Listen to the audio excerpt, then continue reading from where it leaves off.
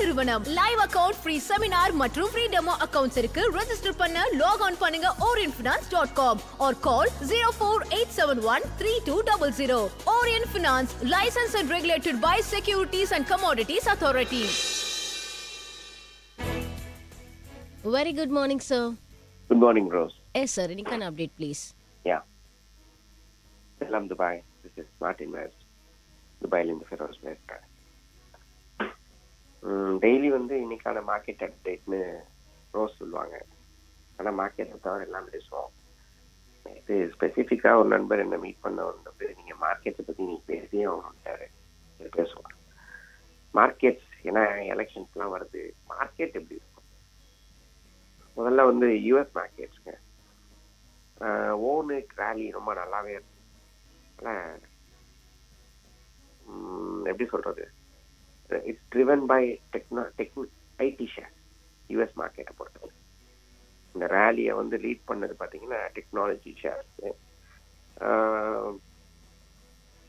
Okay, நான் எந்த காலத்துலேயும் வந்து மார்க்கெட்டை பற்றி மார்க்கெட்ஸாக பார்த்து மார்க்கெட்ஸ் ஏறும் அப்படிங்கிறத விட ஸ்டாக் ஸ்பெசிஃபிக் தான் நான் யோசிப்பேன். அதனால வந்து இந்த எலெக்ஷனை பேஸ் பண்ணி இந்தியன் மார்க்கெட்ஸை கேட்டிங்கன்னா எந்த காலத்துலையும் வந்து மார்க்கெட்ஸாக பார்க்காதீங்க, அந்த நம்பரை பார்க்காதீங்க. ஸ்டாக் ஸ்பெசிஃபிக் அப்ரோச் நாங்கள் ஜெயிக்கும். நம்ம அந்த நம்பர்ஸுங்கிறது என்னன்னு பார்த்தீங்கன்னா 4000 ஷேர்ஸ் இருக்கு, பட் 50 ஷேர்ஸை கொண்டு போய் வச்சுக்கிட்டு அவங்க நிஃப்டிங்கிறாங்க. அது டாப் 50 மார்க்கெட் கேபிடலைசேஷன் உள்ள கம்பெனி. அதில் மெஜாரிட்டியான ஷேர்ஸ் வந்து ஏறுச்சுன்னா வெயிட்டேஜ் பிரகாரம் அந்த நம்பர் மாறுது, அதாவது ஏறுது, மார்க்கெட்ஸ் ஏறுதுங்கிறோம். அந்த 50 ஷேர்ஸ்ல மெஜாரிட்டி ஷேர்ஸ் கீழே இறங்குச்சுன்னா நம்பர்ஸை பேஸ் பண்ணி அந்த மார்க்கெட் கேபிடலைசேஷன் இறங்குதுல்ல, அந்த வெயிட்டேஜை பேஸ் பண்ணி மார்க்கெட் இறங்குதுன்னு சொல்றேன். அதனால மார்க்கெட் ஏறுதா இறங்குதா பர்சே அப்படின்னு சொல்றது வந்து தப்பு. ஆல்வேஸ் நான் சொல்றது என்னன்னா ஸ்டாக் ஸ்பெசிஃபிக் அப்ரோச். ஈவன் இந்த புல் மார்க்கெட்ல கூட எத்தனையோ ஷேர்ஸ் ஏறாம இருக்கு. ஓகேவா, ஒர்ஸ்ட் பேர் மார்க்கெட் நான் பார்த்துருக்கேன். அந்த சைக்கிள்ல கூட ஸ்டாக் ஸ்பெசிஃபிக்கா ஸ்டாக் நல்லா இருந்துட்டு இருக்கும், ஏறிட்டு இருக்கும். அதனால இந்த எலெக்ஷனா இருக்கட்டும், எதுவா இருக்கட்டும், எதை பேஸ் பண்ணி பார்த்தாலும் ஸ்டாக் ஸ்பெசிஃபிக்கா பாருங்க, ரொம்ப ஈஸியாயிடும், நம்மளை கன்ஃபியூஸ் பண்ணாது. ஸ்டாக் ஸ்பெசிஃபிக்கா பார்க்கும்போது தெர் ஆர் குட் ஷேர்ஸ், அதெல்லாம் சந்தேகமே கிடையாது. ஏன்னா புல் மார்க்கெட் பெருசா வந்து மார்க்கெட் பஸ்ஸே இறங்குமான்னு கேட்டீங்கன்னா அதான் இறங்காது. இறக்கங்கள் கம்மியா இருக்கும், ஏற்றங்கள் கூட இருக்கும். இதுதான் வந்து புல் மார்க்கெட். பேர் ஃபேஸுங்கிறது அப்படியே உல்டா, இறக்கம் ஜாஸ்தியா இருக்கும், ஏற்றம் வந்து ரொம்ப கம்மியா இருந்திருக்கும். திஸ் இஸ் கால் பேர் ஃபேஸ். நம்ம கிட்ட இருக்கிறது புல் ஃபேஸ், அதுல எந்த சந்தேகமும் இல்லை. புல் மார்க்கெட் வந்து ரொம்ப இன்டாக்டாவே இருக்கு. But whatever it may be, stock specific approach தான் வந்து ஜெயிக்கும். பர்சே ஃபிளாட்டா இருக்கிறத யோசிக்காதீங்க. வந்து நேற்று ஒரு நண்பர் எங்கிட்ட பேசிட்டு இருக்கும்போது நான் சொன்னேன், நான் வந்து பேங்க்ஸை பத்தி கேட்டேன். நான் பிஎஸ்யூவை விட்ட மாதிரி பேங்கை பத்தி டிஸ்கஸ் பண்றத சொல்றேன். ஏன்னா பேங்கிங் பிசினஸ் வந்து ஒரு மேனிப்புலேட்டிங் பிசினஸா போயிடுச்சு. இந்த நிதி சம்பந்தப்பட்ட விஷயங்களே என்னன்னா ஒரு ஸ்ட்ரெயிட் ஃபார்வர்ட்னஸ் போயிடுச்சு. அது பேங்கிங் இல்லை, நான் பேங்கிங்கா இருந்தாலும் சரி. இந்த ஃபினான்சியல் சர்வீசஸ் பிசினஸ்ல வந்து ஒரு ப்ராப்பர் அப்ரோச் இல்லை. அதனால வந்து பேங்க்ஸ் பத்தி நான் பெருசா இனிமே யோசிக்கிறது இல்லை. ஒரு காலம் இருந்தது, பேங்க் வந்து ரொம்ப ஸ்ட்ரெயிட் ஃபார்வர்ட் பிசினஸ் பண்ணியிருக்காங்க. நான் பேங்க் ஆடிட்ல இருந்திருக்கேன், ஸ்டாச்சுட்டரி ஆடிட்லாம் போயிருக்கேன். பிகாஸ் என் கிராண்ட் ஃபாதர் சார்ட்ல போனிட்டு ஈவன் +2 லீவ்ல 12th ஸ்டாண்டர்ட் முடிச்சுட்டு லீவ்ல கூட பிஎஸ்சி பேங்க்ஸ்க்கெல்லாம் ஸ்டாச்சுட்டரி ஆடிட் வரும் ஆர்பிஐல. அதுக்கு என்ன அனுப்பிச்சு விடுவார். அப்போ வந்து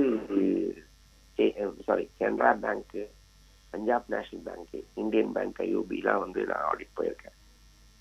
அப்போ பார்த்தீங்கன்னா ரொம்ப ரொம்ப சிம்பிளா இருக்கும் பேங்கை பொறுத்த வரைக்கும். லோன்ஸ் தானே முக்கியமான விஷயம். ஒருத்தவங்க லோன் வாங்க வராங்கன்னா அவங்களுடைய இன்கம், வருமானத்தை வந்து அனலைஸ் பண்ணுவாங்க. இன்னொன்று வந்து நெட்வொர்க், பொறுமானம் சொல்லுவாங்க. வருமானம், பொறுமானம், இந்த ரெண்டு தான் வந்து எனக்கு அந்த காலத்துல சொல்லி கொடுத்தது. நீ வந்து ஒரு லோன் சாங்ஷன் ஆன பேப்பரை நீ வந்து செக் பண்றதா இருந்தா நீ அவங்க ஒழுங்கான வருமானம், அது வருமானம் என்னன்னா சம்பாதிக்கிற காசு அப்படியே பேங்க்குக்கு வட்டியை கட்டுறோம்னா இருக்கக்கூடாது.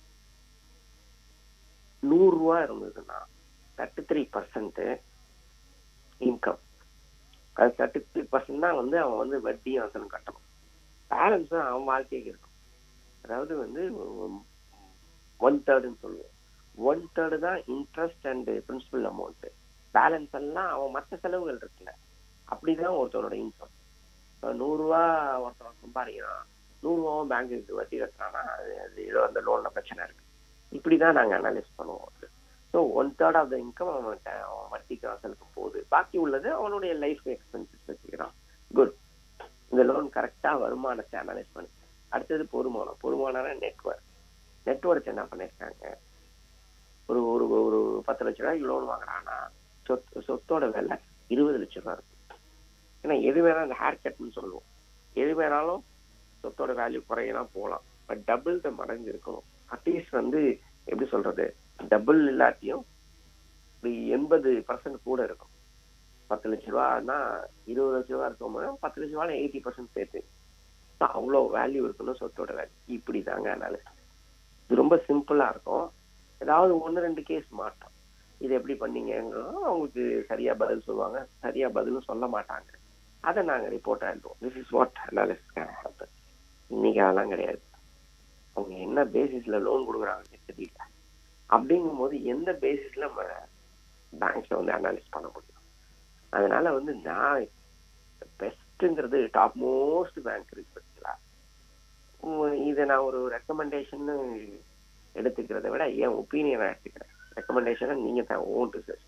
இப்போ வந்து HDFC பேங்க், ஏன்னா எப்போதும் டாப்ல இருக்கிற பேங்க்கு பெரிய பிரச்சனைக்கு ஆளாகாது. அதனால வந்து they are very good in business. கிட்டத்தட்ட எனக்கு தெரிஞ்சு 2 டிகேடா நஷ்டமே பார்க்காதவங்க HDFC பேங்க். ஸோ இந்த மாதிரி டாப் பேங்க் இருக்கு பார்த்தீங்களா, அது மட்டும் தான் யோசிக்கிறேன். இவ்வளவுதான்.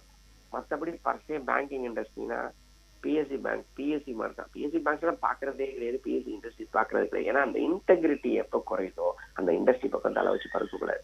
இதுதான் இன்னைக்கு பேங்க்லயே நான் சொல்றேன். இன்டெகிரிட்டி குறையறதுனால பேங்க்ஸை நான் பாக்குறேன். நேற்று ஒரு நண்பர் வந்து எனக்கு திருப்பி கேட்டாரு, banks I won't C bank and financial institution நீங்க பேப்பர் படிச்சீங்கன்னா தெரியும். 10 நாளா இந்தியா போல JM ஃபினான்ஷியல் நிறைய கம்பெனிஸுக்கு விகாஸ் கொடுத்துக்கிட்டே இருக்காங்க. அப்படின்னா நான் ஒழுங்கா லோனை ப்ராசஸ் பண்றேன். அதனால இன்டெகிரிட்டிங்கிற கான்செப்டை கையில வச்சுங்க. அதுல எங்க சந்தேகம் இருக்கோ அதை விட்டு நான் வந்து வந்தேன். Thank you. Thank you, sir. Thank you so much. Investment பண்ண போற அமௌண்ட் பாத்தீங்கன்னா 10 லட்சம் ரூபாய்.